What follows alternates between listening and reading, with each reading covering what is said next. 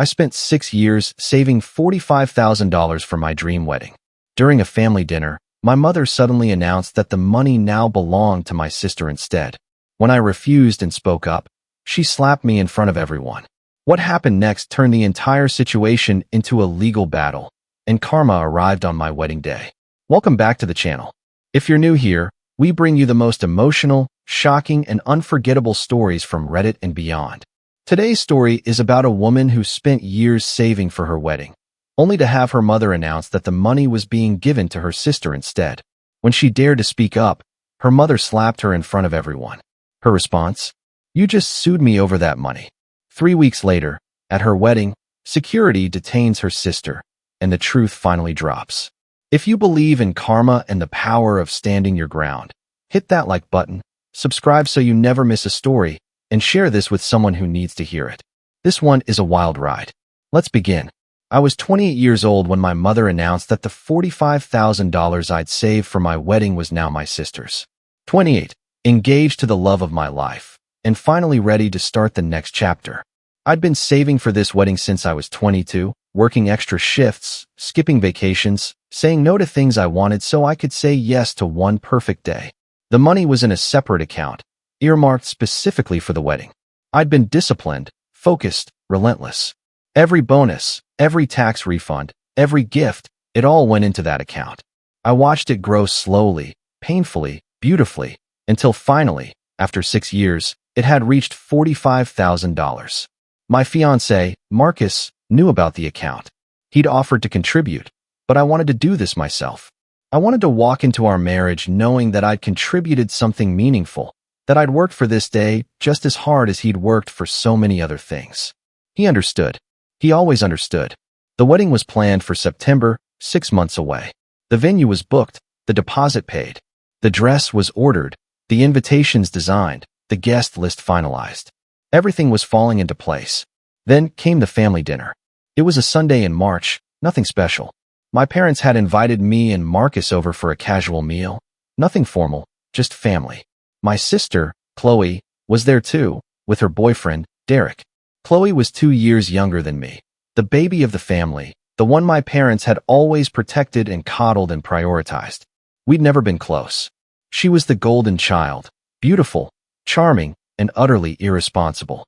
She'd coasted through life on my parents' dime, never holding a job for more than a few months, never saving a penny, never taking responsibility for anything. Every time she got into trouble, and she got into trouble often, my parents bailed her out. I'd learned to live with it, to accept that she was the favorite, that I was the afterthought.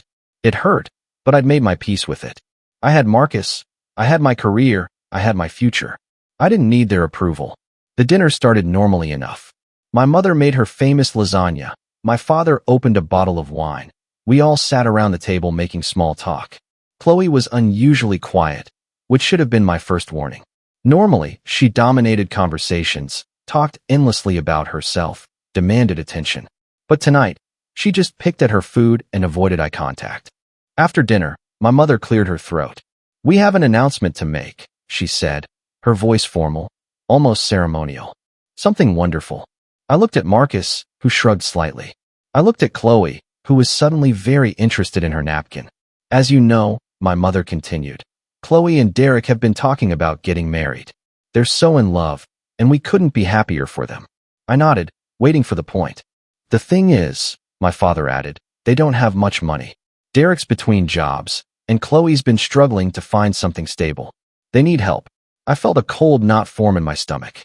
"So we've decided," my mother said, "to give them the $45,000 you've saved for your wedding." The room went silent. I stared at her, sure I'd misheard. "I'm sorry, what?" "Your wedding fund," my mother repeated, as if I were slow. "We're giving it to Khloe. She needs it more than you do." I looked at Marcus. His face had gone pale. I looked at my father, who was studying his wine glass. I looked at Khloe, who finally met my eyes with a look that was part defiance, part guilt. "That money is mine," I said slowly. "I saved it. For 6 years. It's for my wedding." "Was for your wedding," my father said. "Plans change. Khloe's getting married first now. She's not even engaged," I said, my voice rising. "They've been dating for 8 months. You want to give them my money for a wedding that doesn't even exist yet?" My mother's eyes flashed. Don't you dare take that tone with me. We're your parents. We know what's best for this family. And right now, what's best is helping your sister. My sister, I repeated. The one who's never held a job for more than 3 months. The one who's been living off you her entire life. The one who's never saved a penny of her own money. Khloe's face reddened. That's not fair. Fair. I laughed bitterly. You want to talk about fair? I worked for that money. I sacrificed for it. I said no to things I wanted so I could have one day that was mine. And you want to just take it? We're not taking it, my mother said. We're redirecting it. To where it's needed most. No, I said. You're not. The table went silent again. My father set down his wine glass with a click. What did you say? I said no. You're not giving my money to Khloe. It's mine. I earned it. I saved it. And I'm using it for my wedding. My mother stood up, her face contorted with rage. How dare you? How dare you sit there and be so selfish? Your sister needs help, and you're worried about a party? It's not a party. It's my wedding. And it's not selfish to want to keep what's mine. She walked around the table until she was standing in front of me. I stood up too, not wanting to be at a disadvantage. You will give that money to your sister, she said, her voice low and dangerous. No, I won't. And then she slapped me. The sound echoed off the walls of that quiet dining room. My cheeks stung, burned, throbbed. I stood there, stunned, unable to process what had just happened. Marcus was on his feet instantly, stepping between us. That's enough. We're leaving. My mother ignored him, her eyes fixed on me. You've always been difficult. Always selfish. Always thinking of yourself. Well, not anymore. You will do what's best for this family, or you're no daughter of mine. I touched my cheek, feeling the heat, the swelling. And then, somehow I smiled. You just sued me over that money. She blinked, confused. What? The money, I said calmly. You just sued me. In front of witnesses. Assault and battery. I have texts, emails, bank statements showing the money is mine. And now I have a room full of people who saw you hit me. Her face went pale. I'll see you in court. I took Marcus's hand, and we walked out. I didn't look back. I didn't say goodbye. I just left. The next few weeks were a blur of activity. I called a lawyer, a good one, recommended by a friend. I filed a police report about the assault. I gathered evidence, bank statements showing the money was mine, emails from my mother discussing the wedding fund, texts from Khloe that proved they'd been planning this for weeks. My lawyer advised me to also file a civil suit for the money, to make it official, legal, undeniable, to protect what was mine. I did. My parents were served papers 2 weeks later. My mother called me, screaming, threatening, crying. I hung up. My father called, trying to reason, to explain, to make me understand. I listened, then told him I'd see them in court.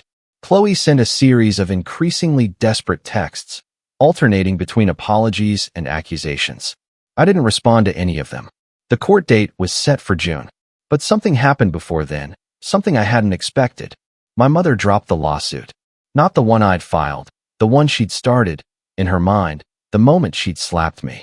She withdrew her claim to the money, signed a document acknowledging it was mine, and asked to settle out of court. My lawyer was suspicious. This is too easy, he said. She's up to something. I didn't care. I had my money back. I had my wedding to plan. I had my life to live. I told Marcus we should elope. Just go somewhere quiet. Get married. Forget the whole mess. But he wouldn't let me. You've dreamed of this day for 6 years, he said. You've worked for it, fought for it, sacrificed for it. You deserve to have it. The way you always wanted. I cried when he said that. Because he was right. I did deserve it.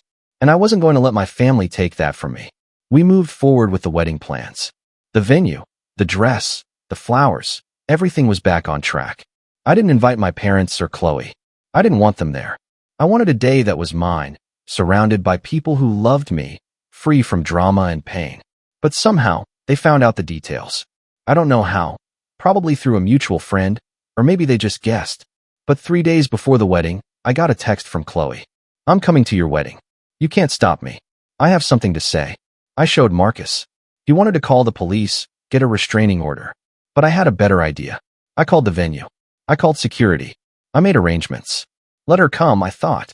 Let her say whatever she thinks she needs to say. It won't change anything. The wedding day was beautiful. Perfect. The weather was warm and sunny. The flowers were stunning. The music was exactly right. I put on my dress, the dress I'd dreamed of for years, and looked in the mirror and saw a woman who'd fought for this moment and won. Marcus waited for me at the altar, his eyes shining with tears. Our friends and chosen family filled the seats, smiling, crying, celebrating. I walked down the aisle, and for those few minutes, the world disappeared. There was only him, only us, only this moment we'd waited so long for. The ceremony was perfect. We said our vows, exchanged rings, kissed as husband and wife.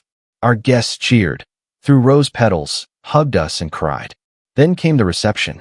It was in a beautiful tent on the venue's lawn, strung with fairy lights and filled with laughter and music. We danced, we ate, we drank champagne. It was everything I'd ever wanted. And then, halfway through the evening, I saw her. Khloe was standing at the entrance to the tent, flanked by 2 security guards. She looked wild, hair disheveled, eyes darting, a desperate energy radiating from her. I excused myself from the conversation I was having and walked over. "Let her go," I said to the guards. "She can stay." For now. They released her arms, but stayed close, watching. Khloe looked at me, then at Marcus, then at the crowd of guests who were now staring at us. "You think you've won," she said, her voice shaking. "You think you're so smart, so righteous, so innocent. But you don't know the truth." "Then tell me," I said calmly. "Tell everyone." She looked around, seemed to gather herself, and then spoke. "That money wasn't yours. It was never yours. Mom and Dad gave it to you to hold, but it was always meant for me." I laughed. Actually laughed. "That's a lie, and you know it." "Is it? Then why did Mom drop the lawsuit? Why did she sign that document?" "Because she knew if it went to court, the truth would come out." "What truth?" "The truth that you stole that money. That you took it from them, manipulated them, made them think it was yours. But it wasn't. It was always supposed to be mine." I looked at her, really looked at her, and for the first time, I saw something I'd never noticed before. She wasn't just desperate. She was broken. Deeply, fundamentally broken. "Khloe," I said quietly, "I have bank statements showing every deposit I made over 6 years. I have emails from Mom discussing the wedding fund. I have texts from you asking how much I'd saved. The money was mine. It was always mine." She shook her head, tears streaming down her face. "You don't understand. You never understood. They always loved you more. They always gave you everything. I had to fight for scraps." "That's not true," I said. "You were the golden child. They bailed you out every time you failed. They gave you money, attention, love, everything. I was the one who had to work for everything. I was the one who was invisible." "No," she insisted. "You're lying." "I'm not lying. But I'm also not going to argue with you. Not here. Not today." I turned to the security guards. "Please escort my sister out. She's not welcome here." Khloe screamed as they took her arms, a raw, primal sound that cut through the music and laughter. "You can't do this. You can't." "I can," I said. "And I am." They led her away, still screaming, still fighting. The tent fell silent, every eye on me. I took a deep breath, then turned to our guests.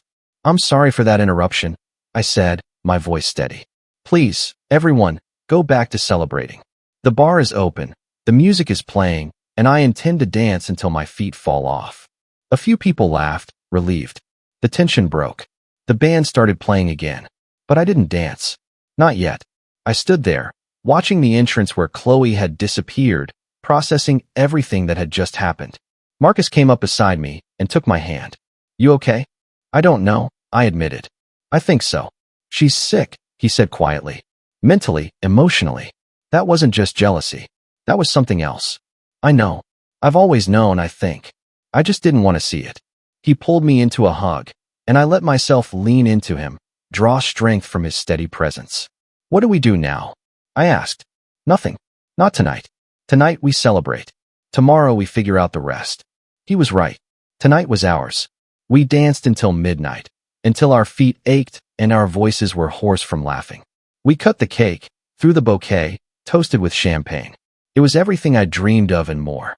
The next morning, I woke up in our hotel room, still wearing my wedding dress, too tired to change. Marcus was asleep beside me, looking peaceful and young and impossibly dear. I lay there, watching the sunlight filter through the curtains, and thought about everything that had happened. The years of saving, the family dinner, the slap, the lawsuit, the wedding. The confrontation with Khloe. And I thought about what she'd said. About the money being stolen. About being the unloved one. About fighting for scraps. It wasn't true, objectively, provably not true. But it was her truth. The story she'd told herself to survive. I felt something then that surprised me. Not anger, not satisfaction, but pity. Pity for my sister, who was so broken she couldn't see reality. Pity for my parents, who'd created this monster through years of favoritism and enabling. Pity for all of us, trapped in this dysfunctional dance for so long. But also gratitude. Gratitude that I'd escaped.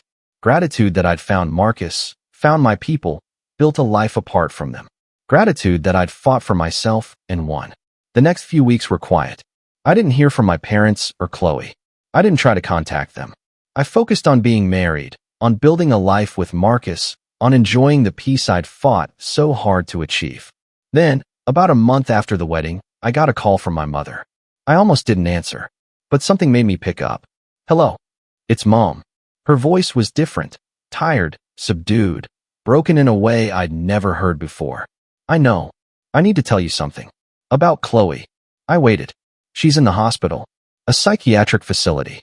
She had a breakdown after your wedding. A complete breakdown. They say she's been suffering from delusions for years, maybe her whole life. We didn't know. We never saw it. I felt a chill run through me. Is she okay? She's getting help. Real help, for the first time. The doctors say she might improve with treatment. But it's going to take a long time. I didn't know what to say. There's something else, my mother continued. The money. The $45,000. She really believed it was hers. In her mind, it was always hers. We didn't know. We thought she was just being selfish, jealous. But it was more than that. It was delusion. I thought about Khloe's face at the wedding, the desperate certainty in her eyes. It made sense now. Terrible, tragic sense. I'm not calling to ask for anything, my mother said. I just thought you should know. And I wanted to say, I'm sorry. For everything. For the way we treated you. For favoring her. For never seeing what was really happening. We failed you both. I was quiet for a long moment. Then I said, thank you for telling me. I love you, she whispered. I know I don't deserve to say that. But I love you. I love you too, Mom. Get some rest. Take care of yourself. I hung up and sat in silence, processing everything. Marcus found me there an hour later. What happened? I told him. About Khloe, about the diagnosis, about my mother's apology. He held me while I cried. Not for Khloe, exactly, but for all of us. For the family we could have been, the family we'd never be. What do you want to do? He asked. I don't know. Visit her, maybe. When she's stable. Not to reconcile, but to understand. To see her as she really is, not as the monster I made her in my mind. That's generous, he said. It's not generous. It's necessary. For me. He nodded, understanding. A few months later, I visited Khloe at the facility. She was different, medicated, calmer, more present. She didn't recognize me at first, then did, then cried. I'm sorry, she said. For everything. I didn't know what was real. I still don't sometimes. I sat with her, held her hand, told her about my life, my marriage, my happiness. She listened, asked questions, seemed genuinely interested. I'm glad you're happy, she said. You deserve it. So do you, I said. I hope you find it. We talked for an hour, then I left. I visit her sometimes, when I can. She's getting better, slowly. The delusions are less frequent, less intense. She's learning to live with her illness, to manage it, to find moments of peace. My parents are older now, worn down by years of worry and guilt. They see a therapist, work on themselves, try to understand the damage they caused. We talk occasionally, carefully, building something new from the ruins of the old. And me? I'm happy. Truly, deeply happy. I have a husband who loves me, a life I built with my own hands, a future full of possibilities. The $45,000?